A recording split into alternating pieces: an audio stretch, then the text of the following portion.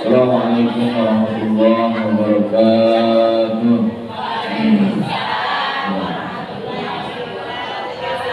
Assalamualaikum warahmatullahi wabarakatuh.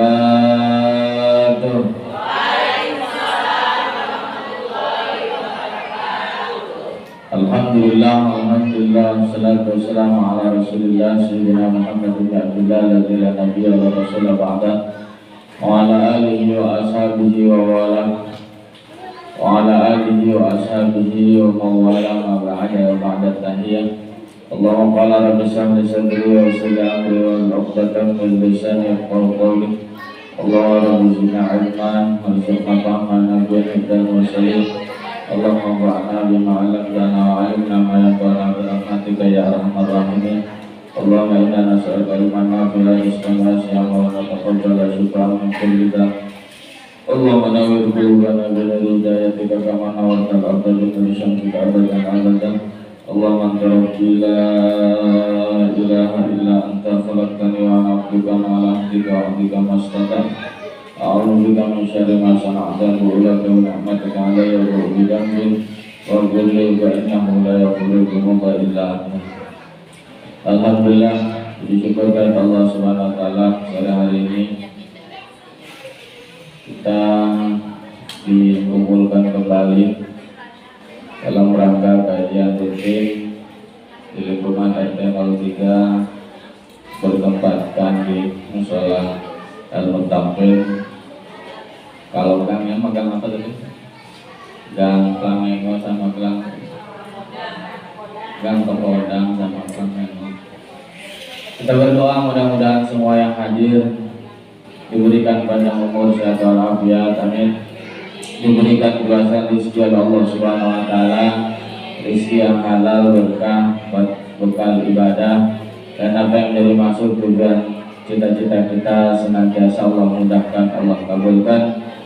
Dan mudah-mudahan juga yang sedang kemudian kurang sehat Allah angkat penyakitnya, dan siapapun yang sedang ditimpa kesusahan maka mudah-mudahan Allah bukakan jalan keluarnya.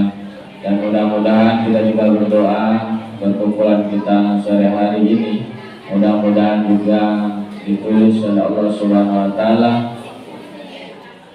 untuk menjadi sebab kelak kita dikumpulkan ke dalam surga Allah. Amin ya rabbal. Salam beriring salam, mudah-mudahan Allah senantiasa curah limpahkan kepada junjungan kita Nabi Muhammad Sallallahu Alaihi Wasallam. Mudah-mudahan juga curah limpah kepada keluarga, sahabat, pengikut, juga mudah-mudahan kepada kita selaku umatnya. Amin ya rabbal. Hadirin jamaah ibu yang dirahmati Allah, sore hari ini kita dikumpulkan kembali. Maka dalam kesempatan yang mulia ini senantiasa kita mesti selalu diingatkan bahwa kehidupan kita ini semata-mata adalah untuk beribadah kepada Allah Subhanahu wa taala. Karena di dalam penciptaannya manusia, wa ma khalaqtul jinna wal insa illa liya'budun, Allah menjadikan dan menciptakan jin dan manusia itu tidaklah diciptakan jin dan manusia illa liya'budun, untuk beribadah kepada Allah. Saya tanya para jamaah, para ibu semuanya, ibadah itu apa? Simpel ya. Baru lanjut ngaji. Ibadah itu apa? Perasaan udah apa? Sholat, ya sholat ibadah. Puasa, terus sedekah, ngaji, senyum. Nah oke, kalau semua tadi sebutkan itu betul, sehingga saya mau tanya apa itu ibadah. Kalau begitu kan kalau jenisnya ibu-ibu sudah tahu. Saya tanya berarti ibadah itu apa?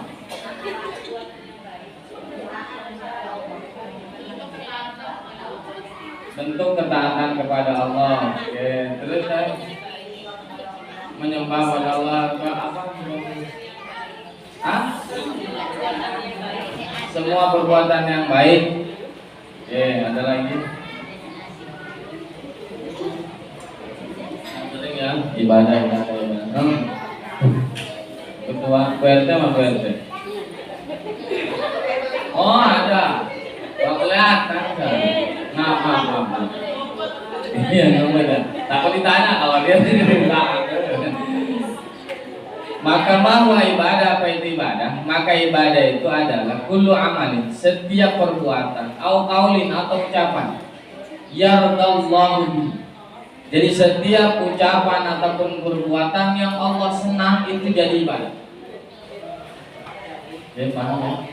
Saya ulangi bahwa ibadah itu punya makna atau arti simpel ya, adalah setiap ucapan ataupun perbuatan yang Allah senang itu disebut ibadah. Karena berarti nanti lawan kata dari ibadah yaitu apa lawan ibadah? Maksiat. Berarti kebalikannya pemaknaan maksiat apa? Segala sesuatu apapun, baik ucapan ataupun perbuatan yang Allah tidak senang, maka itu disebut maksiat. Maksiat itu adalah bentuk pembangkangan, bentuk kemudian tidak ikut aturan, itu disebut maksiat. Sehingga pelaku maksiat itu disebut adalah pelaku dosa. Sedangkan pelaku ibadah maka disebut adalah pelaku kebaikan. Kalau ibadah dilakukan berarti punya nilai baik di sisi Allah. Setiap nilai baik maka punya balasan yang baik yang Allah siapkan. Paling besar kemudian adalah di antara yang dijanjikan oleh Allah SWT kaitan dengan ibadah yang dilakukan oleh hamba adalah kelak bahwa hamba itu dimasukkan ke dalam surganya Allah. Dan kebalikan tadi, setiap pelaku maksiat maka pun Allah siapkan tempatnya, maka tempat bagi pelaku maksiat dan dosa tadi adalah puncak dari balasan sebagai ganjaran atas dosanya. Allah masukkan dia ke dalam neraka. Tempat kembali cuma dua, yaitu yang beramal baik maka tempatnya adalah kelak di surga, dan kemudian pelaku dosa maksiat tadi ya, dan juga orang-orang yang tidak beriman khususnya, maka tempat kembalinya adalah. Terus saya tanya, ibu mau masuk mana? Surga atau neraka? Surga atau neraka? Yakin nggak? Oh, kayak punya orang dalam mau yakin kan? Kalau dekat saya Pak Jibril ya aja. Iya. La ilaha illallah Muhammad Rasulullah. Kullu ummati yadkhuluna al-jannata illa man abaa.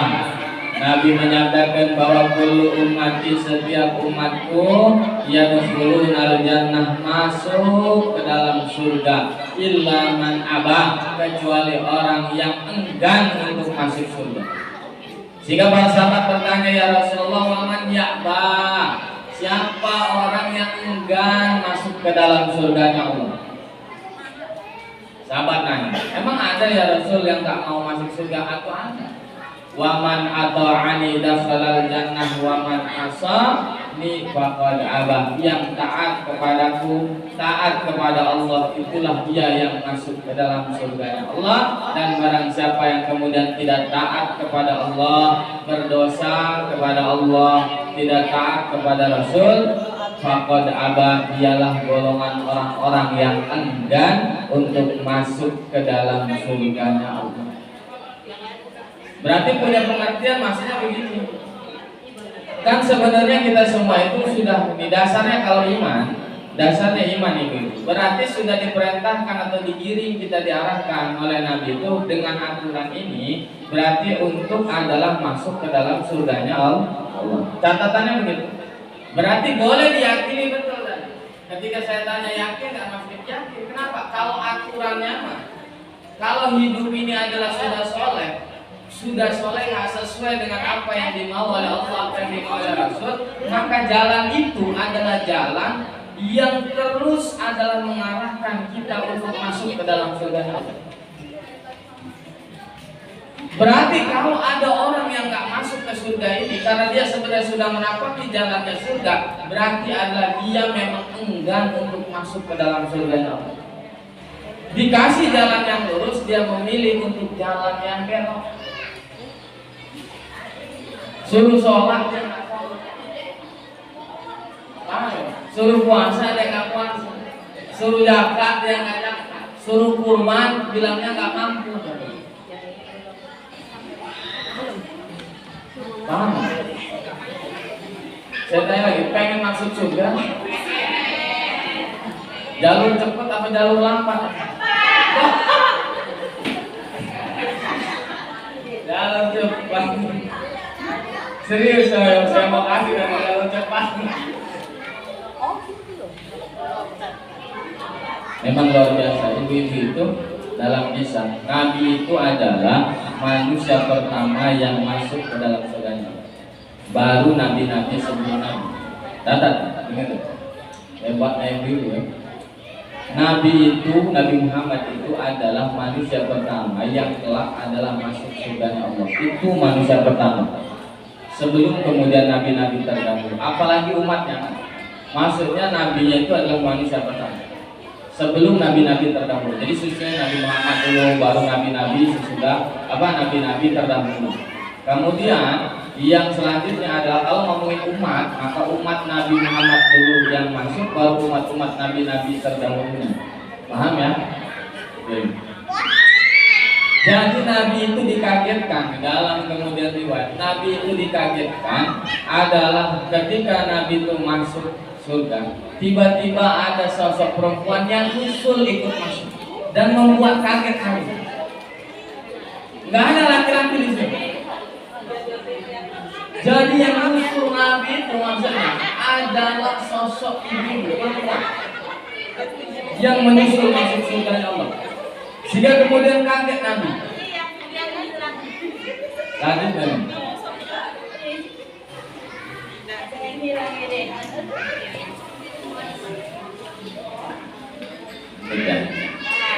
Kedengeran nggak sih? Ya. Kalau kedengeran saya ulangi lagi. Jadi termasuk adalah memang derajat mulia sisi Allah Subhanahu Wa Taala. Di antara adalah kemuliaannya itu bahwa Nabi ketika memasuki surga Allah itu bahwa disusul oleh perempuan. Ditanya man anta, ana min ummatika, bahwa aku adalah golongan dari umatnya engkau ya Rasul. Kemudian apa amalan kamu sehingga kamu mampu menyusul? Apa? Menyusul masuk ke dalam surga. Sehingga dijawab bahwa ketika di dunia dahulu dia adalah golongan orang atau wanita yang salehah dan ia taat kepada Allah dan Rasulnya, dan juga dia taat kepada suaminya. Oh, masuk surganya cuma pilihan itu mah. Dan saya katakan kalau usah buru-buru juga nggak apa-apa, yang penting ujung-ujungnya masuk ya Pak. Mau di MPR juga nggak apa-apa lah, yang penting di surga itu, maka itu mah pilihan. Maka yang membedakan tempat yang kita di surga adalah amalan-amalan kita. Kalau diyakini bahwa kita semua adalah masuk surga, maka di surga itu adalah ada tempat dan derajat tempatnya masing-masing. Maka yang membedakan kelak adalah bagaimana amalan kita di dunia. Semakin banyak amalannya, maka semakin tinggi kedudukannya kelak di surganya Allah. Maka semakin sedikit amalannya, maka kemudian paling rendah posisi derajatnya kelak di surga. Oke, kedua, ibadah apa yang paling utama? Pertanyaannya kan udah ngerti pengertian ibadah tadi, segala sesuatu baik ucapan atau perbuatan yang Allah ridho, maka disebut ibadah. Maka saya tanya lagi, ibadah apa yang paling utama? Oh, salah. Kata siapa?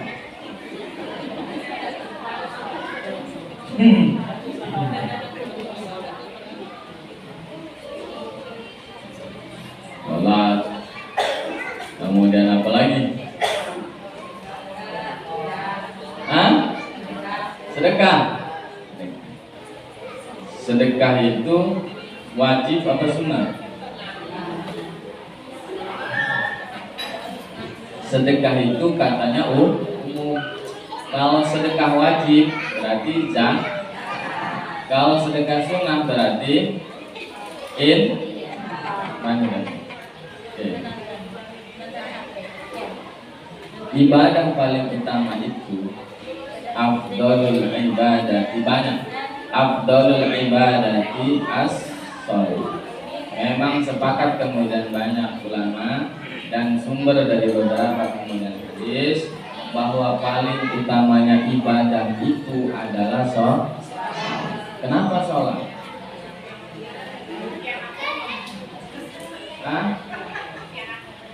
Karena sholat ini adalah ibadah yang sempurna. ibadah, satu pekerjaan, namun banyak kemudian di dalamnya pekerjaan atau ibadah-ibadah yang lain.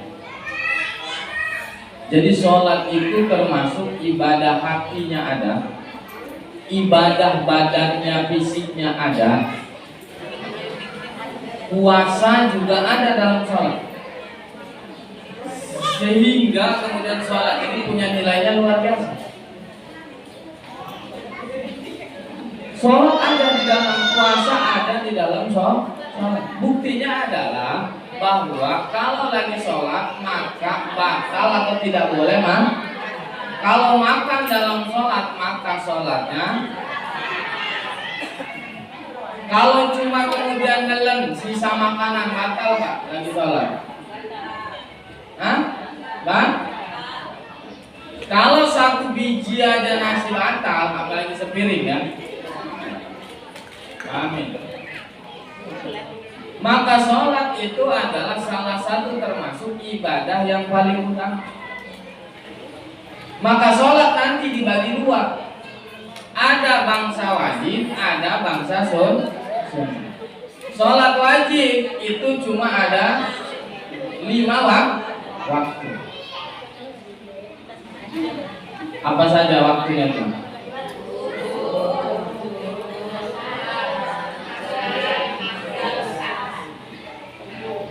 Duhur dulu apa subuh dulu? Subuh dulu apa duhur dulu? Kalau ngitung waktu sholat, ngitungnya dari waktu tuh. Karena Nabi itu sholat pertamanya adalah duhur. Karena ketika Mi'raj itu balik Nabi ke bumi, ketika datang waktu subuh itu Nabi belum melaksanakan sholat. Baru diajarkan tata cara sholat. Baru nanti duhurnya baru melaksanakan sholat. Maka sholat wajib kita itu ada 5 waktu: zuhur, asar, maghrib, isya, subuh. Dengan jumlahnya. Paham? Itu yang wajib. Nah kalau wajib ini maksudnya jangan sampai ditinggalkan. Karena wajib itu adalah dilaksanakan berpahala. Kalau berani ditinggalkan maka hukumnya dosa. Dilaknat satu waktu kemudian dia meninggalkan sholat, maksudnya langsung dicap ini jidatnya ini adalah kafir. Laknatullah alaih, yaitu orang yang dilaknat. Paham? 5. Mau telat yang penting sholat maksudnya. Jangan berani tidak sholat. Terus yang kedua adalah sholat sunnah. Sholat sunnah ada berapa? Bang? Nah sunnah dibagi 2 lagi nih maksud saya. Ngaji nih. Sunnah dibagi 2. Ada sunnatun muakkadatun, ada sunnatun ghairu muakkad. Ada sunnah yang muakkad, ada sunnah yang ghairu muakkad.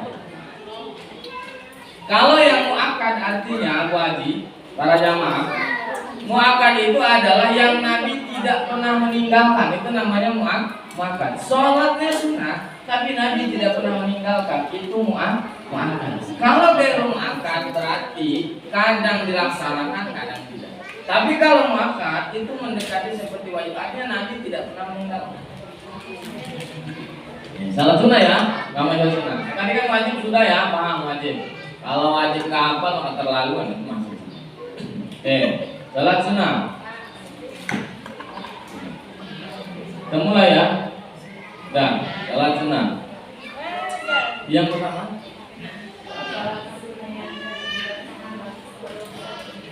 Ini mau dibahas nih. Iya, mau diomong nih. Sunnah makan ya, yang sunnah makan nih. Sunnah makan nih. Yang pertama adalah ada namanya sholat sunnah rawatib. Rawatib itu adalah sholat sunnah yang mengiringi sholat wajib. Maka disebut rawatib, yaitu yang mengiringi. Apa yang mengiringi? Yaitu sholat wajib. Ada namanya qobliyah, ba'diyah. Ini disebut sholat sunnah rawatib. Itu derajatnya adalah muakkad.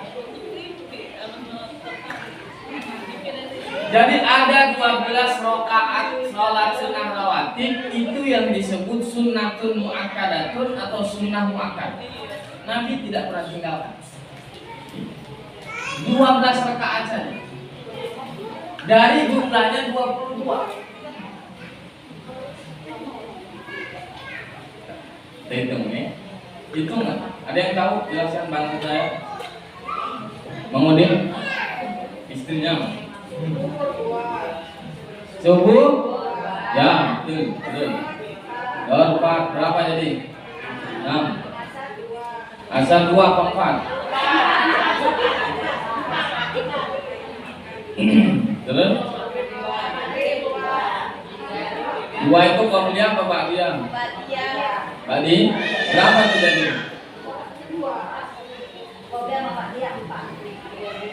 Mana? Maghrib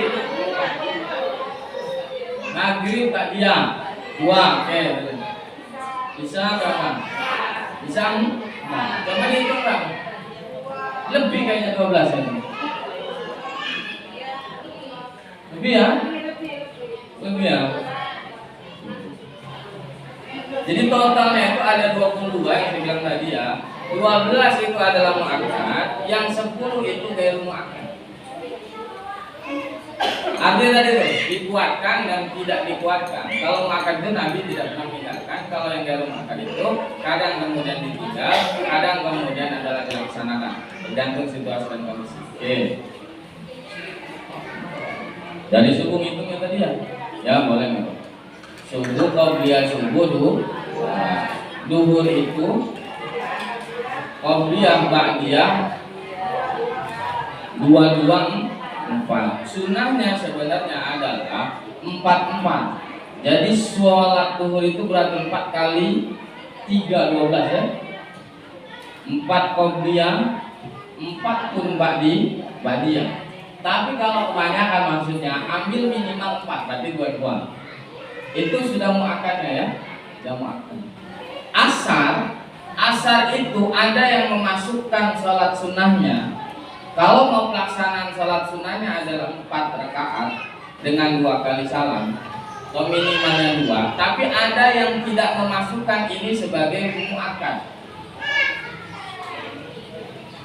Ya, maksudnya. Tapi ada hadisnya rahimallahu man shalla 4 rakaatin qabla al-asri. Allah sayang betul dengan orang yang sholat 4 rakaat sebelum sholat asar. Hadisnya. Ya. Kalau itu kita tidak tinggalkan dulu ya, tidak kita hitung dulu ya. Kita jangan memasukkan ini sunnah juga, tapi maksudnya bukan yang makan. Geser. Nah, ke maghrib itu adalah ba'diyahnya. Ba'diyah maghrib tuh 2. Berapa tadi? 2, 4, 10 8 ya? 8 baru ya? 8, isanya nanti adalah 4. Jadi 12. Tapi kalau mau jumlahnya tadi adalah 22. 22 kemana? Nah, kalau tadi duhur tadi dilaksanakan 4. Subuhnya 2 udah 10, tambah asar 4. Ya, 14 tambah maghribnya misalkan 4, tambah isya lagi kemudian tadi 4. Ada yang bilangnya 4, 8 kayak isya. Apa namanya si isya nih ya? Isya itu kayak duhur. Jadi boleh 8 yang qabliyah dan ba'diyah. Tapi mu'akkadnya adalah minimal 2. Intinya begini Pak. Yang mengiringi rawatib itu tidak kurang dari 12 rakaat. Oke? 12 rakaat sholat sunnah yang mengiringi sholat wajib. Baik kemudian sholat di rumah kayak ya, kalau ibu jadi rumah ini, kalau bapak pun sama. Karena rumah kita itu harus dipakai ibadah.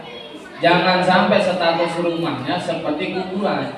Nabi ngomong la taj'alu buyutakum quburakum, jangan jadikan rumahnya kamu kayak kuburan. Maksudnya gimana? Oh, maksudnya rumahnya seperti kuburan sepinya. Karena kuburan itu tidak dipakai ibadah. Maka jangan sampai kemudian status rumahnya itu seperti kuburan. Berarti jadikan rumahnya itu juga adalah tempat kita melaksanakan ibadah. Dibacakan Al-Quran, dibaca dzikir, dipakai untuk sholat itu rumahnya. Supaya apa? Supaya berkah tempat kita. Panas pun kemudian terik matahari, rumah ini terasa ada. Oh, dipakai ibadah gitu. Maka akan terasa beda masa rumah yang tidak dipakai untuk ibadah, dan juga rumah yang dipakai untuk ibadah. Berarti berapa? 12. Berapa ya? Jadi minimal begini berarti 4 dohor, asar kalau mau laksanakan 2, maghrib 2 ya, kemudian isya 4, tambah duhur subuh 2. Terus kemudian lanjut. Setelah itu ada namanya sholat malam. Sholat malam ini yang muakkad. Sholat malam itu adalah maksimalnya sholat tahajud itu 8 rakaat. Kalau tahajudnya Nabi itu muakkad 8 rakaat. Ya, 8 rakaat berarti dengan 4 kali salam. Itu malam hari. Sering elok. Sholat malam, sholat setelah bangun tidur, maka disebut tahajud, melek malam hari. Sunnahnya mah adalah tidur dulu baru bangun, terus sholat. 2 rakaat boleh nggak? Itu boleh. 4 rakaat itu boleh. 8 rakaat, nah itu boleh. Nabi 8 rakaat. Mau dalam Ramadan atau di luar Ramadan, sholat malamnya Nabi itu 8 rakaat. Boleh nggak kalau sholat malamnya misalkan 300 pun? Boleh. Tidak ada masalah. Ada namanya sholat sunnah mutlak itu ya. Sholat sunnah yang tidak punya waktu, maka itu tidak pernah dibatasi berapa pun jumlahnya. Mau 1000 rakaat boleh. Ya, sholat sunnah mutlak. Ke-8 itu yang muakkad ya. Kemudian turun pagi hari setelah subuh, antara subuh dan waktu dhuhur ada namanya sholat duha. Ini juga muakkad. Berapa sholat duha itu? 12 rakaat. 12 rakaat berarti 6 kali salam. 6 kali salam. Itu bentuk sempurnanya. Kurang dari itu ya tidak masalah. Ya. Yang penting itu adalah pelaksanaannya dan istiqomah di dalam pelaksanaannya. Jangan kemudian 12 lagi kenceng imamnya 12 rakaat dilaksanakan. 2 tahun 3 bulan tak sholat duha. Mending tiap hari 2, tiap hari 2, nggak apa-apa deh. Istiqomah. Gak usah banyak-banyak, ya. Gak usah banyak-banyak. Dan niatnya kalau sholat duha itu memang diantara padilahnya para jamaah para ibu adalah untuk memudahkan urusan rezeki. Catat nih. Tapi jangan kemudian sholat niatnya adalah pengen dapat rezeki. Berarti sholatnya tidak ikhlas. Sholatnya berarti tidak karena Allah. Berarti sholatnya adalah karena rezeki, bukan karena Allah. Ya, jadi niatnya. Yang terakhir yang muakkad dalam sehari semalam itu adalah sholat sunnah witir. Witir itu 1 rakaat boleh, 3 rakaat boleh, ya. Dia adalah sholat ganjil, 5 boleh, 7 boleh, sampai 11 boleh.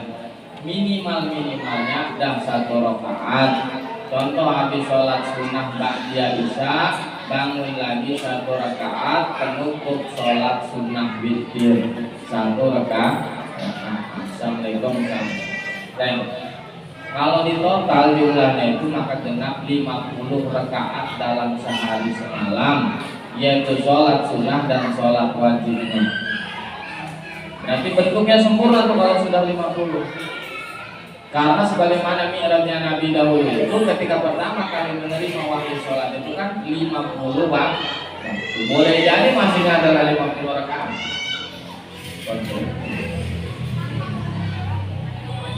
Sempurnanya. Ya minimal sehari itu ada separuh dari 50 lah, dihitungin.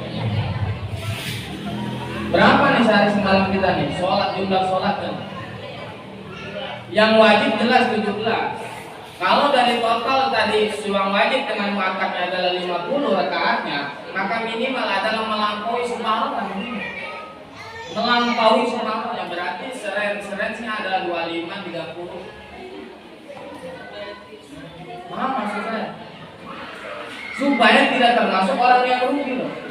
Kalau 50 misalkan kita hanya 17 berarti kan masih minus loh. Maka minimal adalah lebih dari separuh yang sudah ditargetkan. Kalau 5 waktu itu wajibnya, nggak boleh dikurang-kurang. Nah yang boleh mainnya adalah kita di perkara sunahnya. Mana sunah-sunahnya yang kemudian enak dilaksanakan, ya laksanakanlah dengan seenak mungkin, kira-kira seperti itu. Paham ya sampai di sini. Kemudian selanjutnya adalah di antara salah satu kesunahan setelah sholat itu, khususnya misalkan sholat yang wajib, sholat fardu, di antara kesunahannya adalah untuk tidak kemudian bergeser dari tempat sholatnya kecuali setelah dia atau kecuali dia adalah melaksanakan dzikir terlebih dahulu. Fa'idha qadaytumus sholata fadhkurullaha qiyaman wa qu'udan wa 'ala junubihim. Kalau beres sholat ibu-ibu, maka supaya dilanjutkan dengan baca dzikir. Berarti ada dzikir setelah sholat. Kalau yang wajib aja ya, yang wajib ya. Ini sholat wajib yang 5 waktu. Maksudnya jangan assalamualaikum langsung diguduk pulang, maksudnya apa? Langsung udahan. Minimal duduk dulu sebentar, baca dulu bibir kita ini, baca di dzikir. Dzikir itu apa? Hah? Dzikir itu apa? Kan baca dzikir ya. Dzikir itu mengingat. Dzikir itu juga disebut menyebut. Dzikir. Kalau mengingat berarti hati kerjaannya. Kalau ketika disebut berarti lisannya bergerak. Maka dzikir itu boleh dengan hati, boleh dengan lisan. Karena memang maknanya dzikir itu mengingat dan juga menyebutnya. Orang yang menyebut Allah berarti dia berzikir. Orang yang mengingat Allah juga disebut berzikir. Zikirnya dengan hatinya sebab mengingat, zikir dengan mulutnya sebab dia melafalkan. Maka ada aturannya. Beres. Salat zuhur. Assalamualaikum warahmatullahi wabarakatuh. Maka jangan bergeser dulu dari tempat. Karena sesaat setelah sholat itu, maka cucuran rahmat Allah itu turun. Kenapa tidak boleh bergeser dari tempat duduk sholatnya dulu sesaat sesudah sholat ya? Assalamualaikum warahmatullahi wabarakatuh. Assalamualaikum warahmatullahi wabarakatuh. Duduk dulu. Jangan geser. Kenapa? Karena Allah turunkan rahmat kasih sayangnya kepada orang yang sholat di akhir atau setelah sholatnya. Lah kalau dia geser, nanti rahmatnya jatuh di situ kosong. Gak ada orang. Paham maksudnya ya? Maka jangan geser. Iya maksudnya mau diturunin orangnya nggak ada. Ini kemana nih maksudnya? Malaikat mau datang masih di mana? Jadi untuknya tadi di sini, kenapa ini tinggal sejadahnya doang kemana-mana? Maka jangan bergeser dulu dari itu. Yang pertama dibaca setelah saya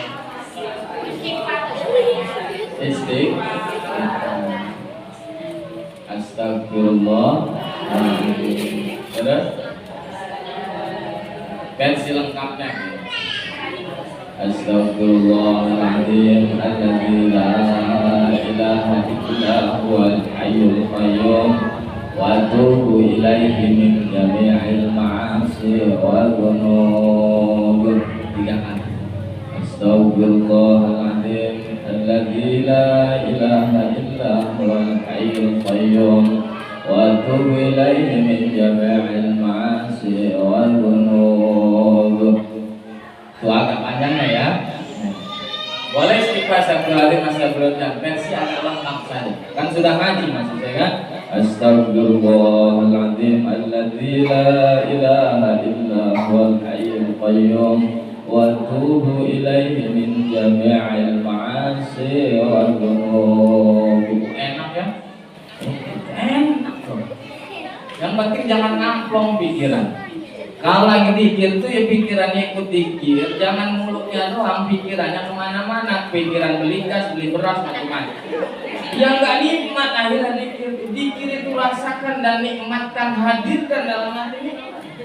Astagfirullahaladzim alladzi la ilaha illa huwal hayyul qayyum wa atubu ilaihi min jami'il ma'asi wal dzunub.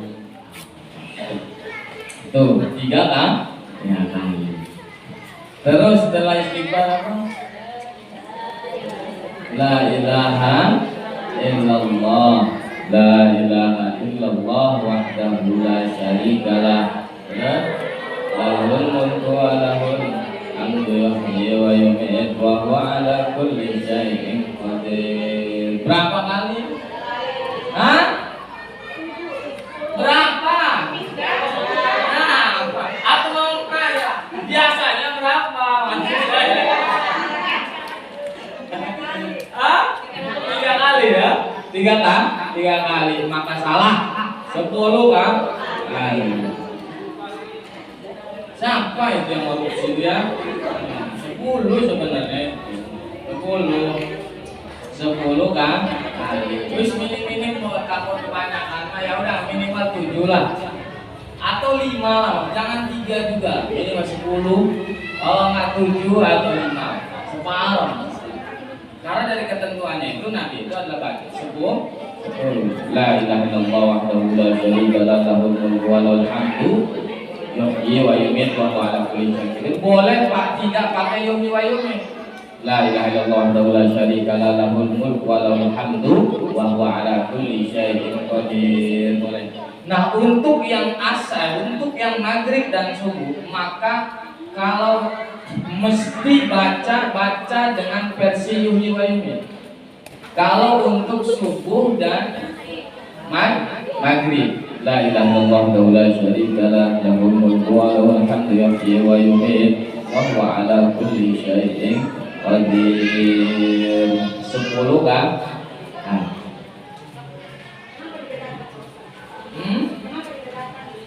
Enggak ada sih, bukan pembedaan. Jadi memang kalau versi di hadisnya itu Nabi ajarkannya subuh. Jadi ada 2 versi, dengan menggunakan yuhyi wa yumiit, dengan tidak menggunakan yuhyi wa yumiit zikirnya. Nah, tapi untuk waktu subuh dan maghrib tadi itu adalah menggunakan yuhyi wa yumiit. Karena kita kadang pusing, maksudnya mending beda-bedakan, semua baik 5 waktu, semuanya pakai yuhyi wa yumiit. Data itu satu. Kemudian untuk jumlahnya, untuk waktu 2 waktu itu, kalau bisa mah jangan dikurangi lah, 10. Jangan ada yang diburu-buru kan. Nah, kedua, kalau memang misalnya mau dikurangi minim-minim 7 lah. Tuh, 7. Beres tuh, ya. Terus kemudian setelah itu baca Allahumma ajirni minan nar. Iya benar. Makanya pengen dibahas ini karena ada request katanya bikin setelah sholat apa aja. Nah ini maksudnya supaya tahu. Kalau yang di musola apa kali kan karena ada imamnya. Nah, di rumah kan kita nggak ngerti tuh. Maka Allahumma ajirni minan. Nah, boleh diganti ajirna silakan. Allahumma ajirna minan nar. Boleh Allahumma ajirni minan nar. Boleh ajirna. Kalau ajirni adalah untukku, kalau na berarti banyak-banyak. Serumah-rumahnya lah. Ya. Allahumma ajirni. Berapa banyak? Berapa nih? 7 kan? Nah, oh ini benar nih. 100. 7 kan? Dengan khusus maghrib dan subuh juga. Jangan tunda. Kalau memang mungkin kayak tadi tuh, ya, Bibiman tadi berarti kalau doa rasa mah boleh misalkan tidak pakai ajir di minanar, kan? Apa? langsung Allahumma anta salam. Tapi untuk maghrib dan subuh jangan tinggal Allahumma ajirni sebanyak 7 kali. Oke. Nah baru setelah itu baca Allahumma anta salam wa minka salam wa ilaika ya'udhu salam. Kadang-kadang salah nih, kadang-kadang alaika bacanya. Yang betul adalah wa ilaika ya'udhu salam. Jadi kepada engkau aku kembali ya Allah dengan selamat. Wa ilaika ya'udhu salam. Terus wa ilaika ya'udhu salam tabarakta. Fahayyina ya, artinya hidupkan kami dengan damai selamat. Fahayyina rabbana bisalam wa adkhilna jannata daras tabarakta rabbana wa ta'alaita ya dan jalali wal ikram. Sami'na wa ata'na ghufranaka rabbana. Kalau itu baca Al-Qur'an. Selesainya mah tadi itu ya. Ada pelajaran tentang Bapak Rabbana ta'ala ya dan jalali wal ikram. Selesai di situ. Oke. Setelah itu apa? Banyak amat. Nah sedikit itu kalau dibaca mah. Ini bukan lagi ngajinya aja mas. Kalau dibaca mah habis Allahumma salam baca apa lagi? Itu saya mengaporkan sampai situ aja udah. Yaitu baru baca tasbih 33. Terus apa? Tahmid alhamdulillah 33. Takbir 33. Jumlahnya 99. Maka nanti penutup 100-nya adalah baca ulang saja la ilaha illallah wahdahu la syarika lahu ya. Atau kemudian biasa diawali dengan Allahu akbar kabiran bila katsira subhanallahi wa wasilah la ilaha illallah la syarika lahu atau genapkan untuk takbirnya jumlahnya 34 supaya 100. Karena jumlahnya itu nanti adalah 100 tambah dari 10 tambah 7 tambah 3 jadi 120. Takbir apa tadi? Tahmid, tasbih, tahmid, takbir itu 100. Ditambah kemudian adalah la ilaha illallah 110. Ajir nih minana 7 tambah 3 istighfar jadi 10 berarti kan 120. Kalau pengen ningkat tadi misalkan tasbih ini maka versi pendeknya dari 33 adalah 10. 10, jumlahnya jadi 50. Karena takbirnya tadi sebanyak 10 30 tambah tadi 10 la ilaha illallah ajir di 3 Allah ajir di 7 tambah istighfar 3 maka jumlahnya jadi 50. Ini minimalnya. Nah boleh juga kalau pengen misalkan simpel lagi lah, saya mau misalkan dibaca begini baik, subhanallah walhamdulillah wala ilaha illallah wallahu akbar 10 kali, berarti sama aja kan kalau kalimat dipisah, subhanallah, alhamdulillah wallahu bisa. Boleh berarti versi digabung, subhanallah walhamdulillah wala ilaha illallah wallahu akbar, subhanallah alhamdulillah 10 ataupun kemudian 33, berarti sudah mencakup semuanya. Karena setelahnya bacaan kata itu baru biasanya dipikir la ilaha illallah. Beres la ilaha illallah langsung doa. Segitu doang sebenarnya. Paham? Hafal sudah ya? Nanti amalin kan? Masih saya tidak diamal. Kan udah tahu nih.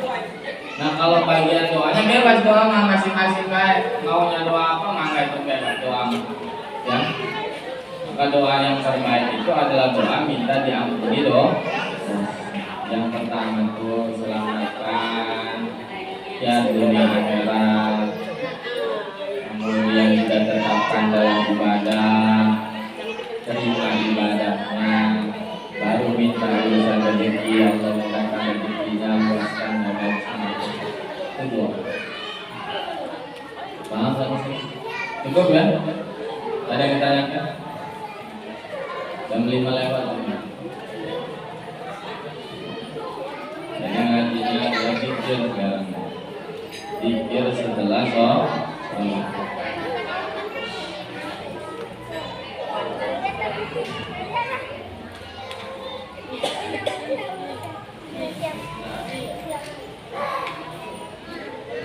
Alhamdulillahirrahmanirrahim.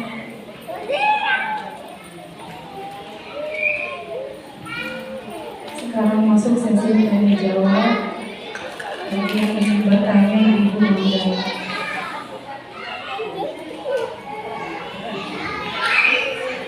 Silahkan.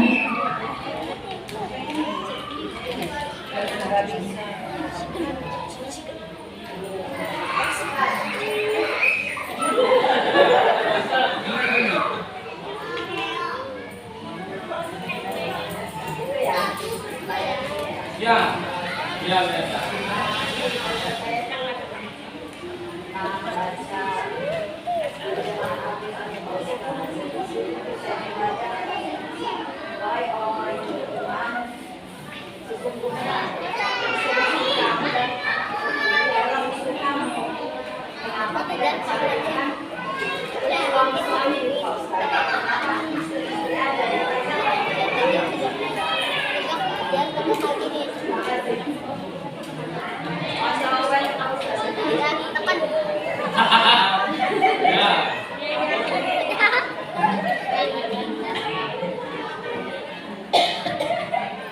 Tadi isinya orang-orang yang beriman, ya, sesungguhnya.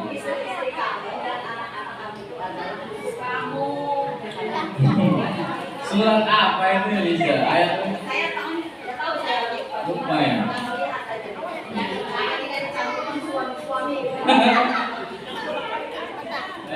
Bagus. Nanti baca Al-Quran, baca dari TikTok. Tapi dari TikTok kan selewatan. Ya bagus berarti baca Al-Quran. Contoh itu jangan tidak baca Al-Quran, ya baca. Kalau baca itu dilihat Al-Qurannya, dipegang. Walaupun saya hafal misalkan, maka yang terbaik baca Al-Quran itu dengan memegang mushaf. Megangnya aja udah ibadah. Saya nggak bisa bacanya, dia kan disuruhnya juga pegang. Iya kan benar ya? Udah saya aman saja kan saya pegang dulu. Oh nggak bisa ya pegang, suruhnya juga pegang.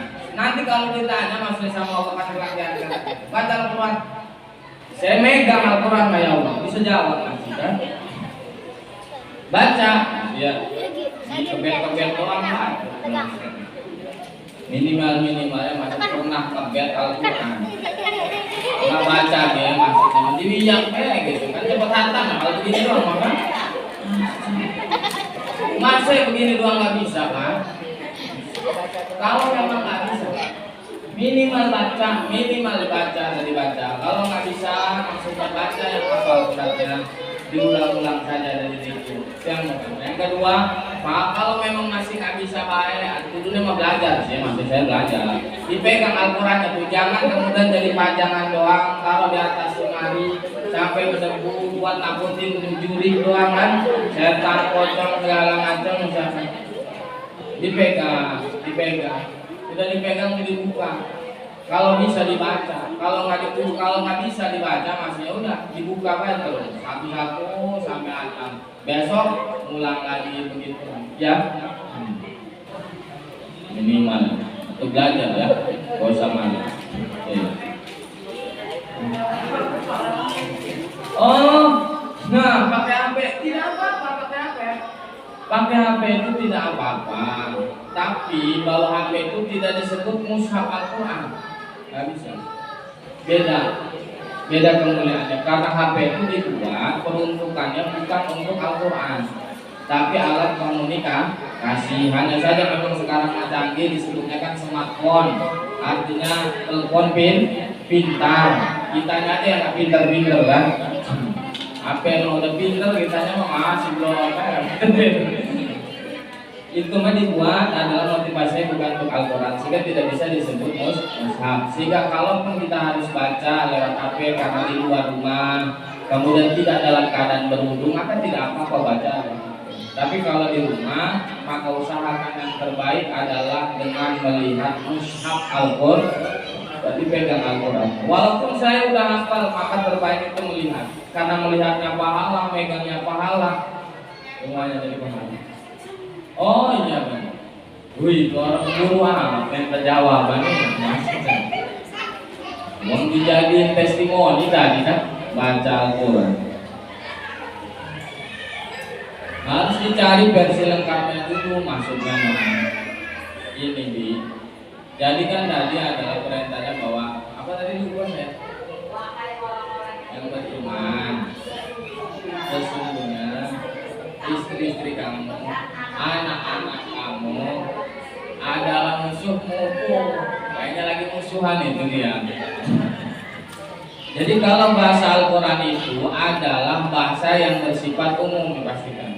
Bukan berarti ketika tidak disebutkan kemudian kenapa jadi suami tidak disebut, kenapa kemudian sepertinya kok istri saja, kayaknya sengit amat ini kan yang bikin terjemahan. Sebenarnya karena dalam kalimat Al-Quran itu menggunakan kalimatnya adalah azwaj. Azwaj itu kalau dalam Al-Quran diartikan adalah sebagai istri-istri. Sedangkan kalau dalam bahasa Arab, kalau makna azwaj itu adalah ya istri ya suami. Sehingga sebenarnya konteksnya kalau dalam Al-Quran tidak berbicara adalah ngomongin secara khusus, tapi sebatas adalah semuanya umum. Jadi Al-Quran itu adalah la bi khususis sabab walakin bi umumil lafaz. Bukan karena kekhususan dari lafaz bunyinya, tapi adalah lebih keumuman secara maknanya. Jadi kalaupun tidak disebut di situ, tetap dia masuk kepada perintah itu. Paham itu? Paham ya, seperti itu ya, paham. Tuh, supaya tidak tersinggung maksud saya. Sehingga saya harus menafsiri seperti itu dulu. Oke? Setuju ya? Setuju. Kedua, yang kedua, maksud saya yang kedua. Kenapa kemudian disebutkan kalimatnya itu dulu, yaitu anak dan juga kemudian apa tadi suami istri dan anak. Saya tanya, yang sering bikin masalah misalkan dalam keluarga. Keluarga itu kan ada suami atau bapaknya sebagai kepala keluarga, kemudian ada istrinya, ada anaknya. Yang bikin masalah itu dari mana?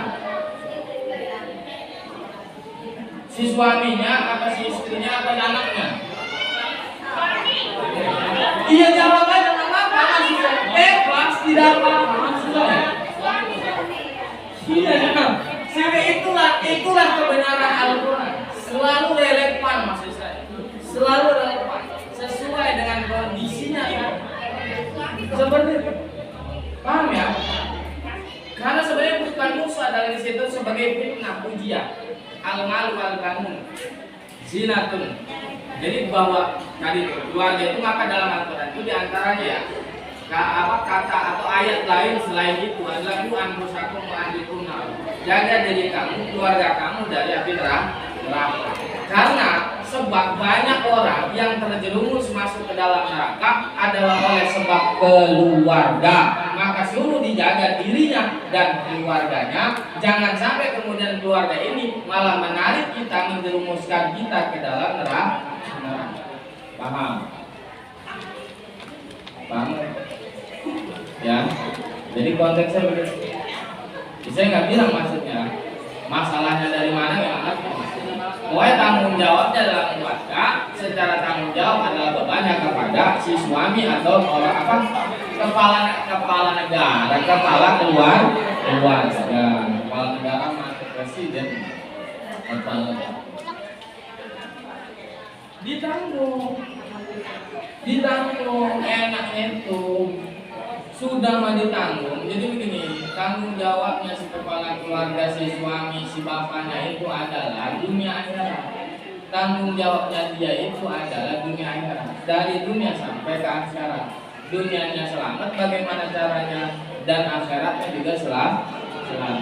Sehingga kalau kemudian tidak dididik keluarganya, sehingga kelak kemudian keluarganya tidak mengenal Allah, tidak ibadah, berdosa, ketika kemudian kelak datang hari kiamat, maka dia masuk ke dalam nerakanya Allah, benar ya? Karena tidak ibadah. Nah ketika di neraka dia kemudian komplain kepada Allah, berhujah, ya Allah, saya mah komplain karena kenapa saya masuk neraka? Karena dulu di dunia saya dibiarkan saja oleh pasangan saya, oleh suami saya katanya sebagai kepala keluarga. Maka dia berhujah komplain.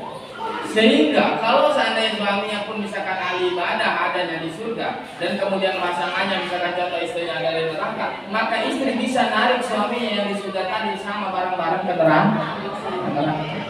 Itulah yang disebut tanggung jawab. Yang dilakukan dosa pasangannya itu adalah dosa kepada kita.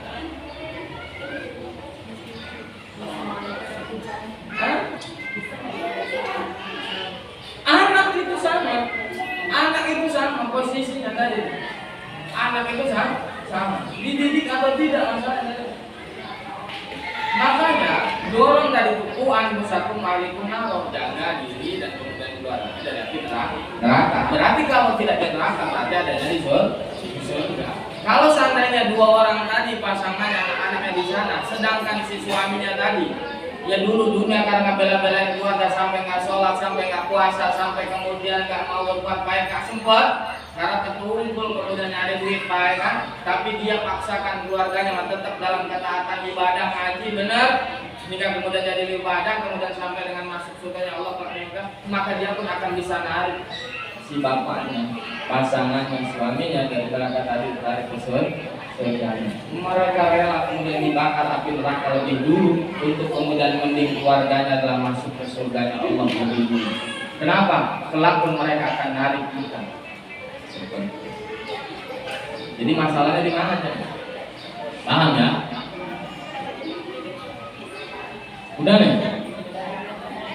Udah ya? Benar ya? Alhamdulillah. Kita berdoa ya Allah ya Rabb, mudah-mudahan kita semua diberikan panjang umur, sehat walafiat, diberikan puasa rezeki yang halal berkah buat kita ibadah, dan mudah-mudahan apa yang jadi maksud tujuan kita senantiasa Allah mudahkan, Allah kabulkan. Mudah-mudahan kita senantiasa diberikan ketetapan dalam istiqomah di dalam peribadatan kepada Allah, dan mudah-mudahan apa yang kita lakukan dari kebaikan-kebaikan diterima oleh Allah Subhanahu wa taala, dan telah kita dan sedang ditempatkan dimasukkan ke dalam surga Allah. Amin ya rabbal alamin. Dan tutup, mudah-mudahan pertemuan pada hari ini telah penuh dengan hikmah, penuh dengan ilmu, dan sebaik-baiknya ilmu adalah ketika ilmu diamalkan. Terima kasih atas segala perhatian, mohon maaf atas segala kekurangan. Wallahu a'lam bishawab. Assalamualaikum warahmatullahi wabarakatuh.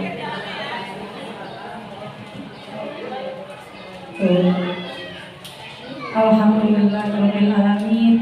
Terima kasih kepada Bapak Ustaz Asman yang telah menyampaikan ilmunya, dan semoga apa yang telah beliau sampaikan dapat memberikan manfaat bagi kita semua. Amin.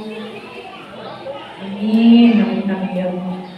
Demikian rangkaian acara pengajian rutin bulanan ini telah selesai dilaksanakan, dan terima kasih kami ucapkan kepada ibu-ibu jamaah yang sudah berkenan hadir. Marilah kita tutup acara ini dengan bersama-sama mengucapkan lafaz hamdalah. Alhamdulillahirabbil alamin.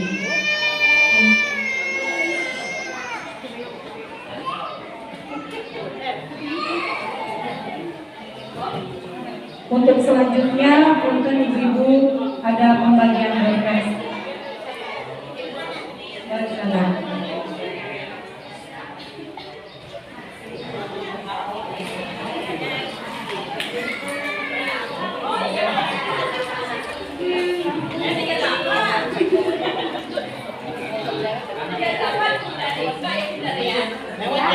Lewat ya. Siap aja ya. Oh siap. Siap.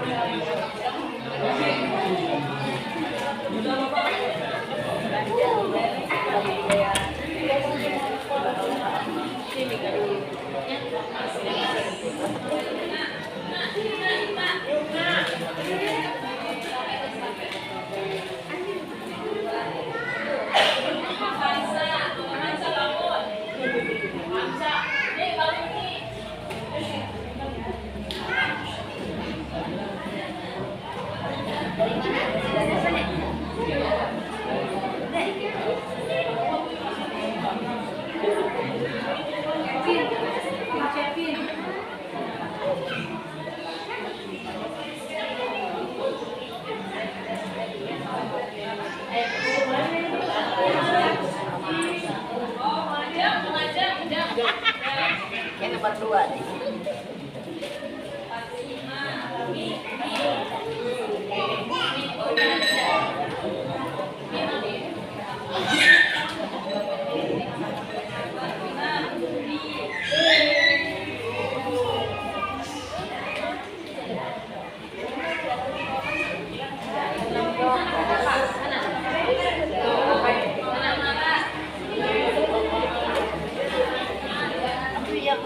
Chan, udah malu mas.